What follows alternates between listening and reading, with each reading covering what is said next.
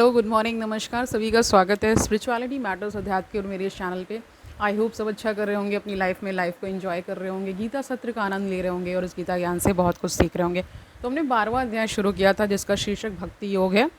अभी तक हमने 8 श्लोक कर लिए हैं, तो 9 और 10 आज करेंगे। ठीक है, शुरू करें आज का सेशन। Let's get started.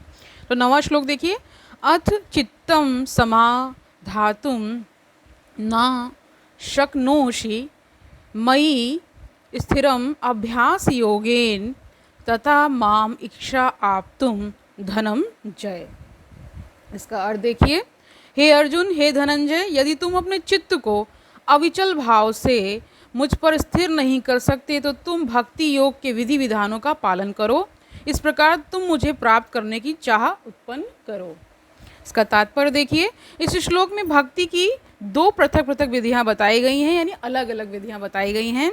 पहली विधि उस व्यक्ति पर लागू होती है जिसने दिव्य प्रेम द्वारा भगवान कृष्ण के प्रति वास्तविक आसक्ति उत्पन्न कर ली, यानी जो वास्तविक प्रेम प्रभु के प्रति आ चुका है। एक तो वो श्रेणी के लोग हैं। दूसरी विधि उसके लिए है जिसने इस प्रकार से भगवान कृष्ण के प्रति आसक्ति नहीं उत्पन्न की। इस द्वितीय श्रेणी के लिए नाना प्रकार के विधि विधान हैं जिनका पालन करने क्या कह रहे हैं, जिनका पालन करके मनुष्य क्या करता है, अंततः कृष्ण आसक्ति अवस्था को प्राप्त कर सकता है, प्राप्त हो सकता है। भक्ति योग इंद्रियों का परिष्कार यानी संस्कार है। संसार में इस समय सारी इंद्रियां सदा अशुद्ध हैं क्योंकि वे इंद्रिय तृप्ति में लगी हुई हैं, लेकिन भक्ति योग के अभ्यास से ये इंद्रियां शुद्ध की जा सकती हैं और शुद्ध हो जाने पर वे परमेश्वर से के सीधे संपर्क में आती हैं। यानी जो हम इधर उधर विषय भोगों में लगे हुए से क्या हुआ है, इंद्रियां दूषित हो गई हैं, यानी शुद्ध नहीं है, अशुद्ध हैं। तो जब भगवान के प्रति जब हम अपनी यानी भगवान पर जब आसक्ति लगाएंगे तब क्या होगा, तो वो इंद्रियां धीरे धीरे क्या होंगी, शुद्ध होती जाएंगी और हमारे अंदर क्या, हमारा अंतःकरण भी क्या होगा, शुद्ध होता जाएगा और इससे हम भगवान के मार्ग पर चलते जाएंगे और अंत में क्या है, भगवान को पा लेंगे। यही है पूरा प्रोसेस। ठीक है, समझ गए। आगे देखिए। इस संसार में रहते हुए मैं किसी अन्य स्वामी की सेवा में रत हो सकता हूँ, लेकिन मैं सचमुच उसकी प्रेम पूर्ण सेवा नहीं करता। मैं केवल धन पाने के लिए सेवा करता हूँ और वह स्वामी भी मुझसे प्रेम नहीं करता है। वह मुझसे सेवा कराता है और मुझे धन देता है, अतएव प्रेम का प्रश्न ही नहीं उठता। लेकिन आध्यात्मिक जीवन के लिए मनुष्य को प्रेम की शुद्ध अवस्था तक ऊपर उठना होता है।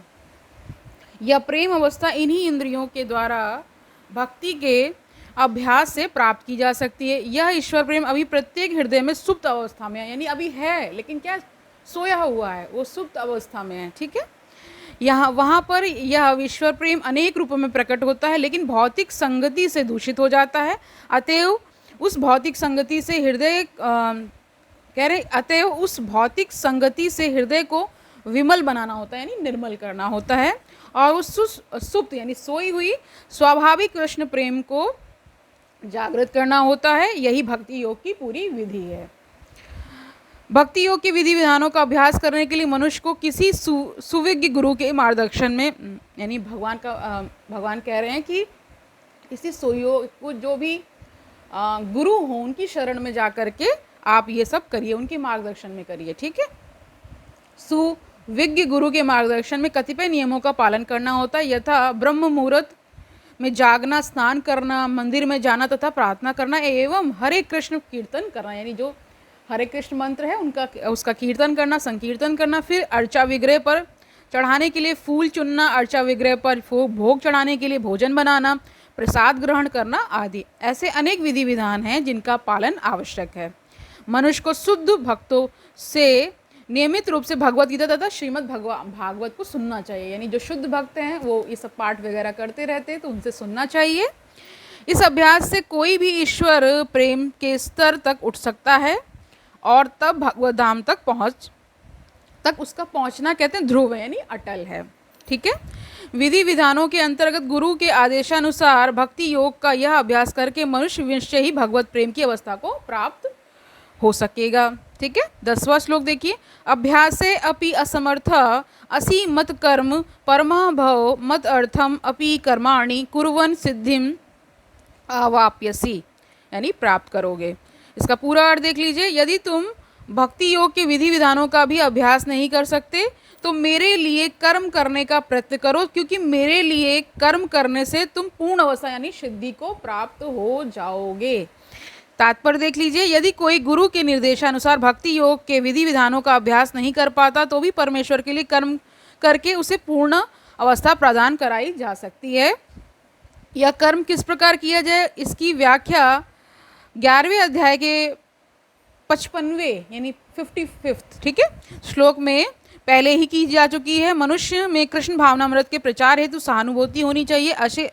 ऐसे अनेक भक्त हैं जो कृष्ण भावनामृत के कह रहे, ऐसे बहुत सारे भक्त हैं जो कृष्ण भावनामृत में लीन रहते हैं, उसी में डूबे रहते हैं। तो ऐसा का संग कर लीजिए, ठीक है। जो कृष्ण भावनामृत के प्रचार कार्य में लगे हैं उन्हें सहायता की आवश्यकता है। अतः भले ही कोई भक्ति योग के विधि विधानों का प्रत्यक्ष रूप से अभ्यास न कर सके, उसे ऐसे कार्य में सहायता देने का प्रयत्न करना चाहिए। प्रत्येक प्रकार के प्रयास में भूमि, पूंजी, संगठन तथा श्रम की आवश्यकता होती है। जिस प्रकार किसी भी व्यापार में रहने के लिए स्थान उपयोग के लिए कुछ पूंजी, कुछ श्रम तथा विस्तार करने के लिए कुछ संगठन की आवश्यकता लगती है, ये सबको पता है। तो उसी प्रकार कृष्ण सेवा के लिए भी इसकी आवश्यकता होती है। अंतर केवल इतना ही होता है कि भौतिकवाद में मनुष्य इंद्रिय तृप्ति के लिए सारा कार्य करता है, लेकिन यही कार्य कृष्ण की तुष्टि के लिए किया जा सकता है। यानी कि जो हम इंद्रिय तृप्ति के लिए सारे कार्य कर रहे थे, अब भगवान के कार्य में लगाएंगे तो क्या होगी, हमारी जो इंद्रियां होंगी शुद्ध हो जाएंगी, ठीक है। वही बताया जा रहा है और हमें तुष्टि भी मिलेगी, ठीक है, तृप्ति भी मिलेगी। यही दिव्य कार्य है। यदि किसी के पास पर्याप्त धन है तो वह कृष्ण भावनामृत के प्रचार के लिए कोई कार्यालय अथवा मंदिर निर्मित कराने में सहायता कर सकता है, अथवा वह प्रकाशन में सहायता पहुंचा सकता है। कर्म के विविध क्षेत्र हैं और मनुष्य को ऐसे कर्मों में रुचि लेनी चाहिए। यदि कोई अपने कर्मों के फल को नहीं त्याग सकता तो कम से कम उसका कुछ प्रतिशत कृष्ण भावनामृत के प्रचार में तो लगा सकता है। यानी कहते हैं कि कर्म से तो नहीं बचा जा सकता, लेकिन ऐसे कर्म तो किए जा सकते हैं ना जो भगवान के समर्पित करके हों, ठीक है, भगवान को समर्पित करके हों। इसी प्रकार कह रहे हैं, इस प्रकार कृष्ण भावनामृत की दिशा में स्वेच्छा से सेवा करने से व्यक्ति भगवत प्रेम की उच्चतर अवस्था को प्राप्त हो सकेगा, जहाँ उसे पूर्णता क्या हो जाएगी, पूर्णता प्राप्त हो जाएगी, यानी वो पूर्ण हो जाएगा भगवान के कार्य को करते हुए। तो आज के लिए इतना ही रखते हैं, कल मिलते हैं। तब तक आनंद से रहिए, सुखपूर्वक अपना जीवन व्यतीत करिए, गीता का अध्ययन करते रहिए। इसी प्रकार अनेक ग्रंथों का जो भी आपको प्रिय लग रहे हो उनका स्वाध्याय करिए, ठीक है। लोगों से विचार विमर्श करिए और ये भी याद रखिए कि ये गीता ज्ञान कितना आवश्यक है। कल मिलते हैं, तब तक के लिए हरिओम तत्सत।